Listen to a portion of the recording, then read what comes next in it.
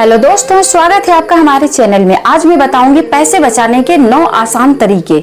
जी हाँ दोस्तों, पैसा बचाना कौन नहीं चाहता है, लेकिन सही नियम नहीं पता होने की वजह से आपके पास पैसे टिकते नहीं हैं। पैसा कहीं से भी आपके पास आता है तो सबसे पहले भगवान के पास रखें। वाहेगुरु, अल्लाह, जीसस, आपकी आस्था जिसके ऊपर है उनके पास पैसा रखें। ऐसा करने से भगवान के साथ साथ आस्था पैसे से भी जुड़ जाती है। आप भी अपनी जिंदगी का नियम बनाए, पहले भगवान के पास रखेंगे फिर ही उसे खर्च करेंगे।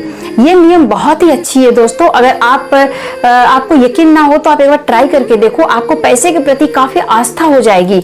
और जब हम भगवान जी के पास रखते हैं, इसका मतलब है कि हम उनसे आशीर्वाद ले रहे हैं। दूसरा नियम कहता है कि हमेशा आप किसी जरूरतमंद की मदद करें, चाहे वो बच्चे हों, बूढ़े हों, या फिर कोई भी ऐसे जरूरतमंद जिसे पैसे की काफी ज्यादा जरूरत है और आपके पास अगर पैसा है उसे मदद करने लायक, अगर आप 100 रुपया भी दे करके आप उनका मदद कर सकते हो तो उनकी मदद जरूर करें। इससे ये होगा कि उनकी दुआएं आपके साथ आएंगी, उनकी दुआ आपको लगेगी और 100% ये वर्क करता है। आप बहुत ज्यादा फलोगे, फूलोगे और आपके पास धन की वृद्धि ही वृद्धि होगी।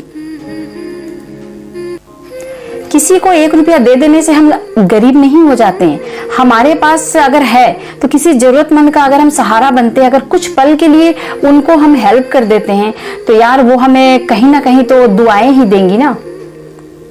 तीसरा नियम बोलता है कि आप अपने आप से प्रॉमिस करो कि हफ्ते में एक दिन ऐसा रहेगा जिस दिन आप 1 रुपया भी खर्च नहीं करेंगे। वो कोई सा भी दिन हो सकता है। तो आप सोचो, अगर आप हफ्ते का 1 दिन पैसे बचाते हो तो महीने का 4 दिन आपके पैसे बच जाते हैं। जो पैसे बचेंगे उसे आप किसी गुल्लक में डाल दें। चौथा नियम, हमेशा कैश में ही खरीदारी करें।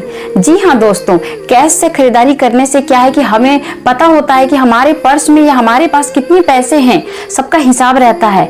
और ऑनलाइन क्या होता है ना, कभी कभी हम याद नहीं रख पाते हैं, हम भूल जाते हैं। और ऑनलाइन बहुत इजी होता है, इसलिए इजी तरीके से हम पैसे निकाल देते हैं और भावनात्मक रूप से भी हम शायद उस पैसे से उस कदर नहीं जुड़ पाते हैं जितने आप अपने हाथों से अगर नोट गिन के दोगे तो आप जुड़े रहोगे। तो आप कैश में ही ज्यादा खरीदारी करें। और आप देखना कि जब आप कैश में खरीदारी करते हो तो आपका हाथ जो है रुकेगा, कई जगहों पे आप खर्च करने से बचेंगे। पैसे बचाने के 5वां नियम, रात में जब भी आप सोने के लिए जाते हैं तो आपके पास आपकी जेब में जितनी भी चिल्लर होती है, जो हम वैल्यू ही नहीं देते हैं चिल्लर को कि ये तो चिल्लर है, इसका क्या होगा, जो भी 5 रुपया, 10 रुपया, 15 रुपया आपके पास चिल्लर बचा हुआ है, उसे आप चुपचाप से एक नियम बनाए कि रात को सोने से पहले गुल्लक में डालना सीखें। अगर आपके घर में बच्चे हैं तो उनसे डलवाएं, अगर नहीं है तो आप खुद से ही डालिए।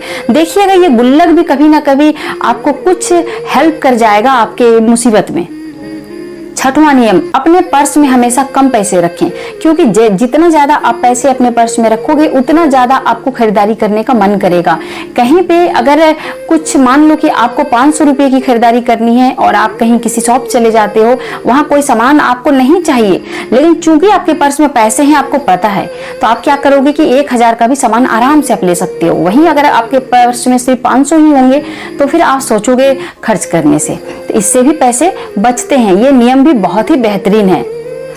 7वां नियम बोलता है कि महीने के जितने भी खर्च होते हैं उसका बजट बनाएं। बिना बजट बनाए आप खर्च ना करें, क्योंकि अगर हम बिना बजट बनाए ही अगर खर्च करते हैं तो यार बहुत सारे पैसे जो 50 रुपये, 20 रुपये, 100 रुपये, 200 रुपये, हमें पता ही नहीं चलता है कि हमने कहाँ पे खर्च कर दिए और किस काम के लिए खर्च किया, क्यों किए। तो इन सब चीजों का हिसाब आपके पास रहेगा और मंथ के एंड में आपको पता चलेगा कि आपके पास अब इतने ही पैसे बचे हैं। तो आप कहीं ना कहीं अपने मन को मनाएंगे, अपने आप को मनाएंगे, आपके परिवार वालों को मनाएंगे कि यार मेरे पास तो इतने ही बचे हैं, तो मैं ज्यादा इसके बाहर मैं खर्च नहीं करूंगा। तो बजट के में ही आप रहोगे, बजट से बाहर आप कभी भी नहीं जाओगे। बेफिजूल की खर्चों से आप हमेशा बचे रहोगे इस नियम से। 8वां नियम बोलता है पैसे बचाने हैं तो प्लीज ऑनलाइन शॉपिंग आप बंद कर दें। ऑनलाइन शॉपिंग हमको लगता है कि यार ये तो सेल में है, ये काफी सस्ती मिल रही है, इसे भी ले लेते हैं, इसे भी बाय कर लेते हैं, उसे भी। लेकिन आपको पता है यार ये आपको, आपकी जरूरत थी ही नहीं। आप ऑनलाइन सस्ती मिल रही है बोल के आपने वो सारी चीजें खरीद ली जिसकी आपको फिलहाल जरूरत नहीं थी।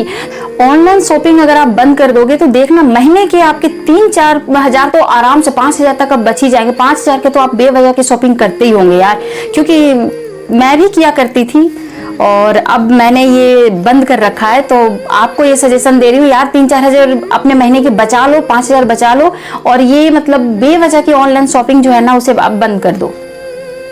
सबसे लास्ट नियम पैसे बचाने के ये बोलता है कि अपने खर्चों पे नजर रखें। पैसे कहाँ खर्च हो रहे हैं हिसाब लिखिए, क्यों खर्च हो रहे हैं। अगर आपके पास पैसे, मान लो कि आपने 50 रुपया ही खर्च किया ना, तो क्यों, किस लिए गया, वो उसका हिसाब रखिए आप। आपको पता है बड़े बड़े बिजनेसमैन पाई पाई का हिसाब रखते हैं, उनके पास एक डायरी होती है जिसपे वो हमेशा नोट करते जाते हैं कि आज छोटे से छोटे, बड़े से बड़े हिसाब जो है ना, उनके जितने भी डील होते हैं ना, सबका हिसाब रखते हैं वो। फिर आप और हम क्यों नहीं रखते हैं। जैसे ही आप हिसाब रखोगे ना, आपको पता चल जाएगा कि आप कितने बजट से बाहर हो और कितने आप कंट्रोल में हो। अगर आप कंट्रोल में नहीं है तो आप खुद से ही कंट्रोल में आ जाएंगे और आप ये टेंशन से बच जाओगे। यार पैसे धीरे धीरे करके आपके पास सेव होते चले जाएंगे, थोड़े थोड़े करके ही पैसे बचाए जाते हैं, और थोड़े थोड़े पैसे जो बचते हैं ना, उसे आप कहीं पे सेव करते जाओ। सेविंग में कहीं पे भी आप एफडी में, कुछ में भी आप जमा करते जाओ, और फिर देखना कि एक समय पे वो ही आप भारी अमाउंट बन के आपके पास आ जाएगा। आपके पास बहुत सारी सुविधाएं, आप कहीं पे भी इन्वेस्ट कर सकते हो, कुछ एसआईपी वगैरह भी आप ले सकते हो, अपने हिसाब से आप करना। बाकी मैं तो बोलूंगी कि रोज के खर्चे जो है आप बेहिसाब कर रहे हो, अगर उनसे कुछ कटौती करते हो तो ये आप एफडी वगैरह में रख दो यार। एंजॉय करना लाइफ को, कभी कहीं घूमने चले जाना, और क्या। तो दोस्तों कैसी लगी आपको ये पैसे बचाने की टिप्स? अगर समझ आई हो तो मेरे चैनल को सब्सक्राइब करना ना भूलिएगा। Thank you so much.